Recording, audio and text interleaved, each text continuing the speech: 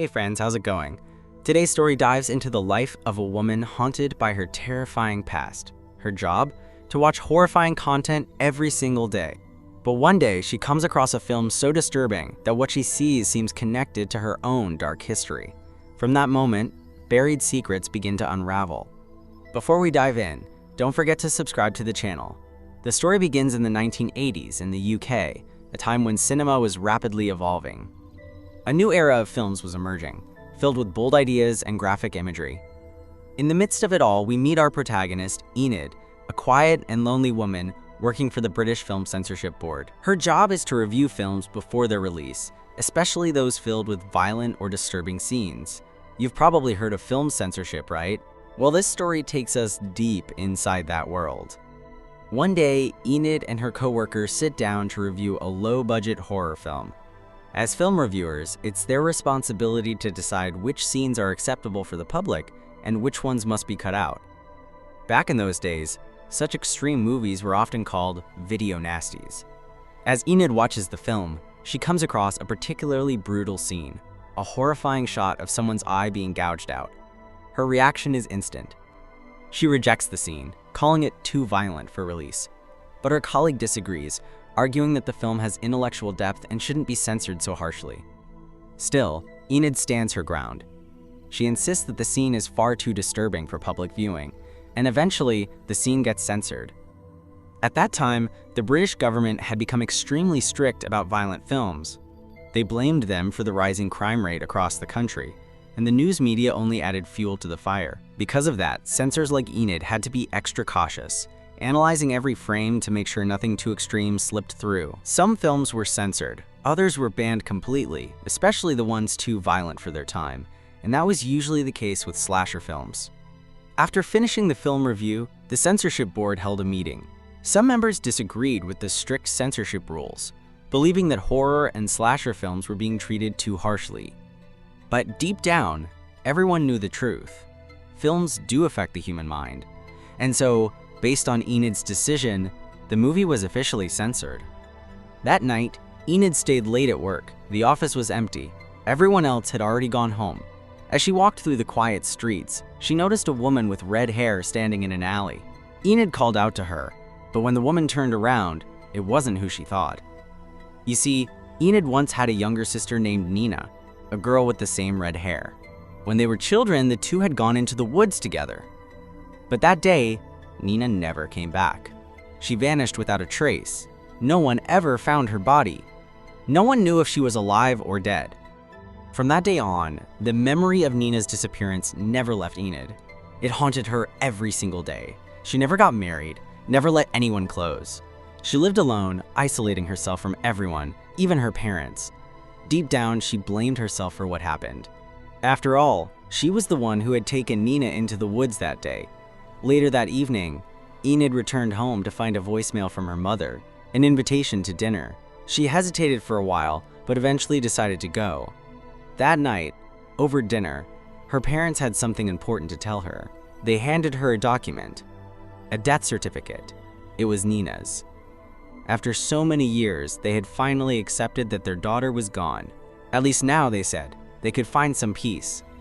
The date of death? The same day Nina disappeared into the woods. But Enid refused to believe it. How could she accept it when she had never seen her sister's body? To her, Nina was still out there, somewhere. Her mother tried to comfort her, saying softly, "You don't remember everything, my dear." But Enid's mind was already slipping. The guilt, the trauma, the endless replay of that day, it all began to consume her.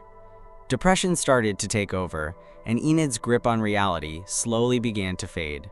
The next day, Enid and her co-worker Anne sit down to review another film titled Extreme Coda. As the reel begins, a horrifying scene plays out, a grotesque man assaulting a young girl. The violence is so realistic, it almost feels real. Just then, another co-worker, Sanderson, walks in and tells Enid that their boss, Fraser, wants to see them immediately. It's urgent. Inside Fraser's office, he asks if they recently approved a Moreno film called Deranged.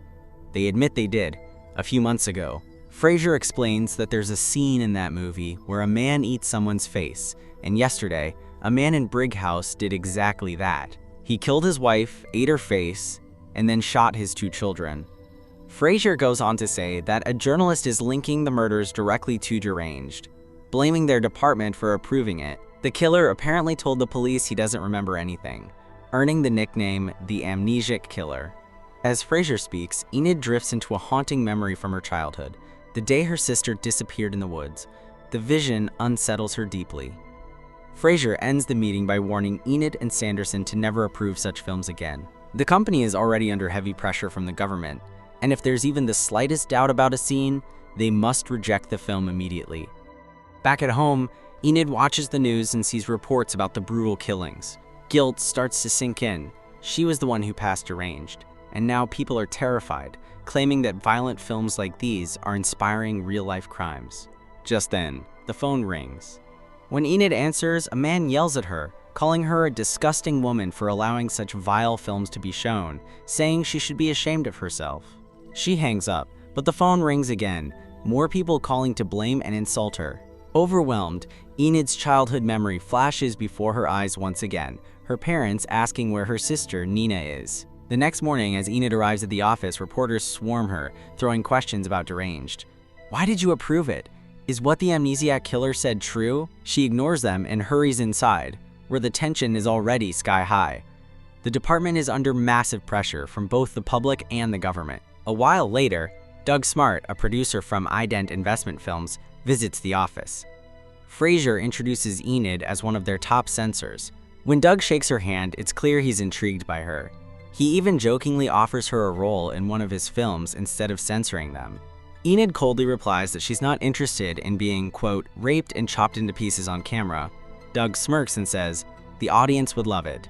Then, turning to Fraser, he requests that Enid personally review his latest Frederick North submission from the archives, confident she'll handle it with her usual professionalism. Later, Enid and her coworker Perkins sit down to review another film titled Don't Go in the Church, directed by Frederick North. As the film begins, 2 sisters are seen walking through the woods.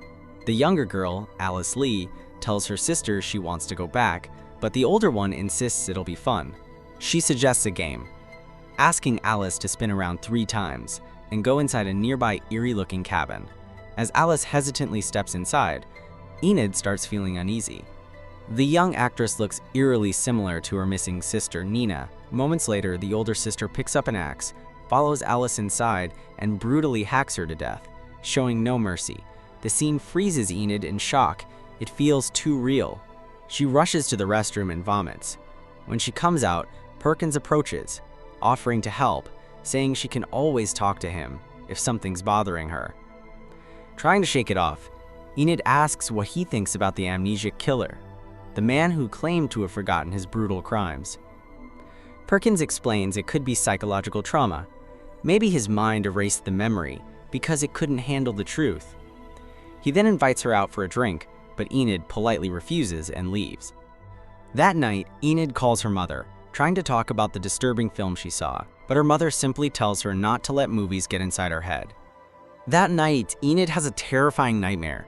She finds herself waking up in the middle of the night, disoriented.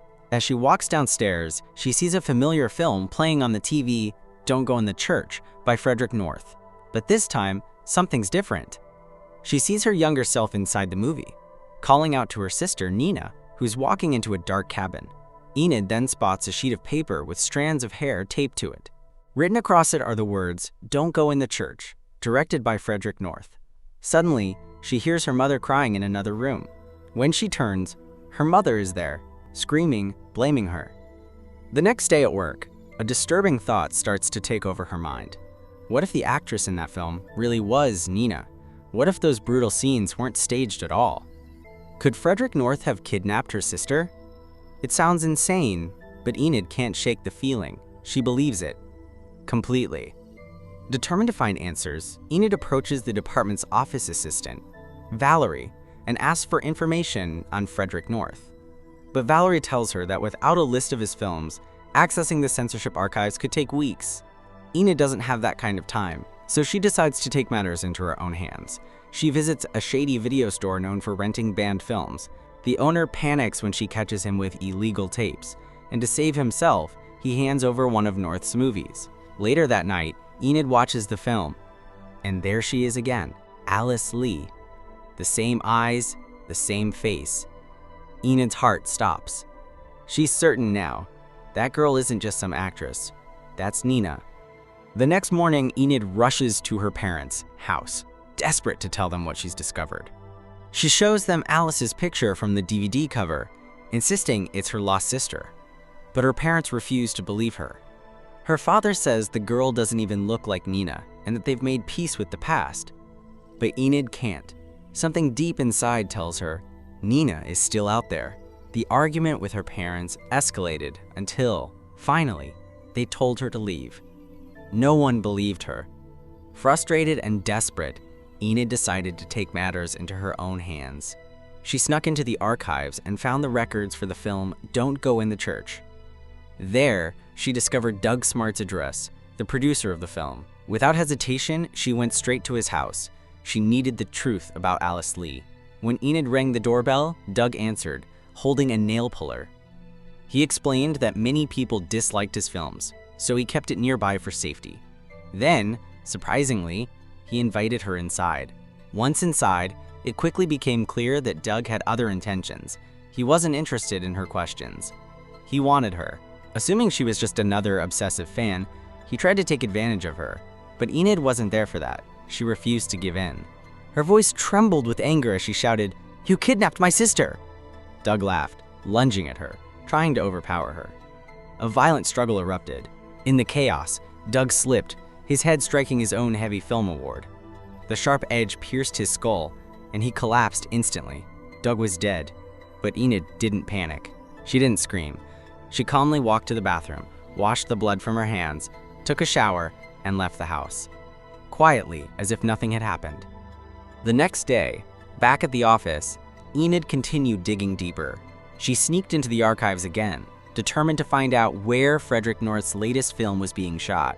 There, she came across one of North's reports, but Valerie intercepted her, warning that she wasn't authorized to access that information. Enid shrugged it off and left the office. Outside, reporters swarmed her, firing questions about the incidents. She ignored them and walked away, focused on her own mission. That night, her search led her to a secluded filming location, a dark, eerie forest, bathed in spotlights and thick fog. A trailer sat in the center, its windows glowing faintly. As she approached, a makeup artist named Debbie stepped out, scolding her for being late. When Enid asked if this was the set for Alice Lee's film, Debbie mistook her for one of the cast members and invited her inside. Enid played along. Debbie dressed her in a white gown and guided her to a chair, carefully painting her face, unknowingly preparing her for the most dangerous scene of her life. As she worked, Debbie chatted casually, mentioning that Doug hadn't arrived yet, that he never missed a gory murder scene, completely unaware that he was already dead. Then, she led Enid into the woods and poured blood over her white dress. She urged Enid to walk deeper into the forest. Enid moved toward a cluster of lights set up for filming. There, she finally came face to face with Frederick North, the director she believed had stolen her sister. North calmly said he had been waiting for her. To him, she was just another actress, a desperate girl trying to impress him. Enid demanded to know where Alice was. North asked if she was a big fan. Enid pressed him about the film Don't Go in the Church, asking where the idea had come from. North admitted it was inspired by true events. He said all his stories were drawn from real life. People thought he created horror, but according to him, the real horrors were already out there, in the world, in all of us, even inside Enid. Enid insisted that what he claimed wasn't true. North told her that if she wanted to play this role, she needed to access her darkest impulses. Enid protested, saying she had none. North screamed at her to commit, to take control of her own story. When she refused again, he dismissed her, telling her to leave. But Enid begged, desperate to see her sister. She wanted Alice back. North paused, then agreed. On one condition, she had to stop controlling herself and instead let out whatever she was hiding deep inside. Then, the scene began. In Enid's hands was a bloodied axe. Her heart pounded as she stepped into the cabin, and there, standing before her, was a deformed, monstrous man, holding Alice captive. He hugged Enid tightly, whispering that he had loved her all along, that he had been waiting for her for so long. It turned out he had kept Alice captive only for Enid. He knew her darkness, and he urged her to let it loose, to kill Alice. But Enid couldn't. She hadn't come to kill her sister, she had come to save her. Except, this was supposed to be just a film, a fake scene. Yet to Enid, it felt horrifyingly real.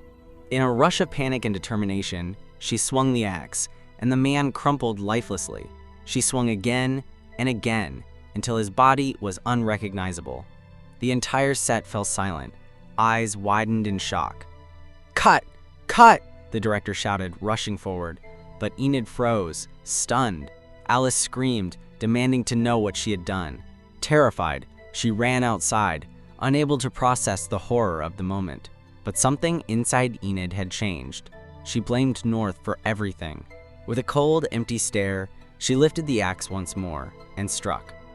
Frederick North was gone. Meanwhile, Alice ran through the trees, vanishing into the darkness. Enid chased after her, calling out for her sister. But Alice's voice trembled as she insisted she wasn't Nina, begging to be left alone. Enid pleaded, telling her she was her sister, and that she had killed that man to protect her. But Alice refused to believe it, saying he had been her friend and calling Enid insane. Enid kept insisting she would never hurt her, that she was Nina, her sister. But Alice shook her head, claiming it wasn't real and that she wasn't her sister. Enid refused to accept it, insisting she had to be. Yet Alice held firm and walked away. Overwhelmed by grief, Enid collapsed to the ground, tears streaming down her face, whispering over and over that she had to be Nina. She begged her to be Nina. Then, the scene shifted. Reality seemed to melt away. They were no longer on the set. They had stepped inside Enid's mind. In her imagination, Alice had transformed. She was no longer Alice Lee. She was Nina, her lost sister. "You came back to save me," Nina said, and Enid realized she had. Nina took Enid's hand, and together they walked home. The world around them shimmered with warmth and color, safe, vibrant, alive.